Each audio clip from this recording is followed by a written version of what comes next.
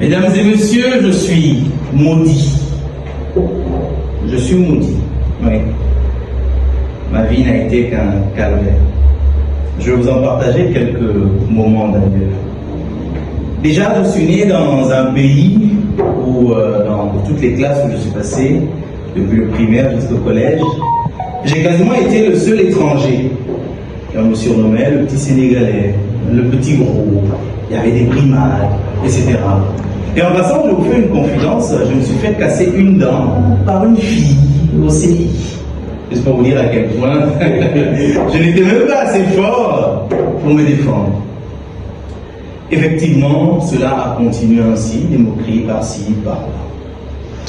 Arrivé en troisième, je passe le BFM, ce qu'on appelle BFM ici. Et au lieu de choisir la seconde S pour pouvoir continuer dans une série scientifique, puisque j'étais assez bon dans cette série-là, j'ai choisi la seconde L. Et comme je suis maudit, j'ai repris la seconde. Et c'était la catastrophe. Et c'était une période de ma vie où j'étais en pleine adolescence et j'étais perturbé, j'étais en conflit avec la famille, avec tout le monde. J'étais en guerre contre tout le monde. Je vous passe les détails. J'arrive au lycée, je suis passionné de philosophie, je jure que je veux faire philosophie. Quand je serai étudiant au baccalauréat, j'ai 6 sur 20 en philosophie. Qu'est-ce que vous voulez, je suis maudit. J'arrive à l'université, je fais un parcours, j'espère décrocher les diplômes, et même le dernier diplôme que j'espérais décrocher, en un temps bien précis, je mets 2 années en plus pour pouvoir le décrocher. Et effectivement, je suis maudit.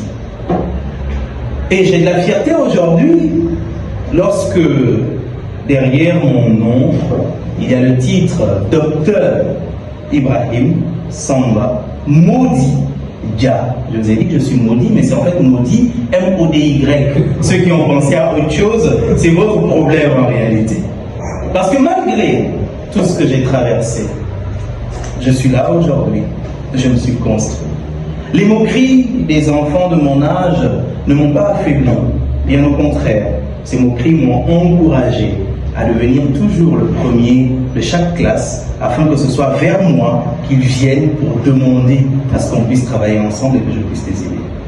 Le fait que j'ai repris la seconde m'a permis effectivement d'apprendre à me relever d'une chute ou d'un échec et ainsi d'être le major, entre guillemets, de toutes les classes où je suis passé de la seconde jusqu'en terminale.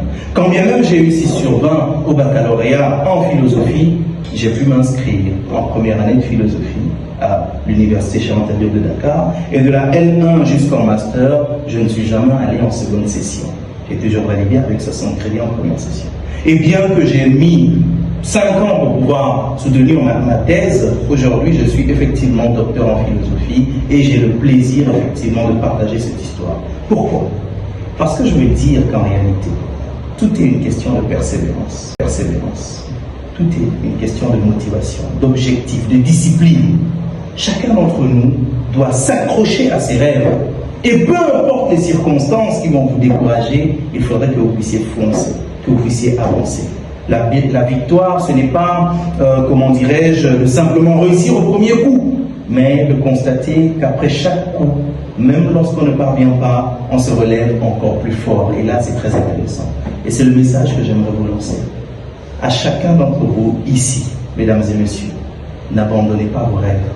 Après chaque chute, comprenez que vous devenez en réalité plus fort et plus forte. Et d'ailleurs, imaginez un peu que vous viviez une vie où, en réalité, si vous n'aviez pas abandonné vos rêves, vous pourriez être qui vous voulez. Mais qu'en abandonnant vos rêves, vous sentiez vous-même que vous passez à côté de votre vie. Est-ce que vous supporterez de prendre conscience que vous êtes passé à côté de votre vie? Je suis sûr que non. Mais dans tous les cas, je vous laisse faire le choix. Merci.